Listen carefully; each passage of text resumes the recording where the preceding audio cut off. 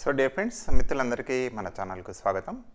So ఈరోజు ఒక ముఖ్యమైన ప్రశ్న మన వాళ్ళు అడుగుతున్నారు. సార్, టెట్ మాకు ప్రిలిమినరీకి వచ్చింది, మేము చూసుకున్నాం, మాకు తక్కువ మార్క్స్ వచ్చాయి అంటే ఒక అమ్మాయి చెప్తున్నారు వారు బీఎస్సీ బీజెడ్సీ 87 మార్క్స్ వచ్చాయని చెప్తున్నారు.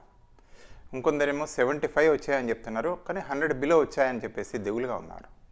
అసలు డిఎస్సీ మేము క్రాక్ చేయొచ్చా, జాబ్ కొడతామా, అసలు ప్రిపేర్ కమ్మంటారా డిఎస్సీకి అనే మాటలు వాళ్ళకి వెలువడుతున్నాయి. అంటే మీరు 87 అనేది తక్కువ మార్క్స్ కావు, క్వాలిఫై కావడం అనేది తక్కువ కాదు, అదొక్కటి మర్చిపోకండి.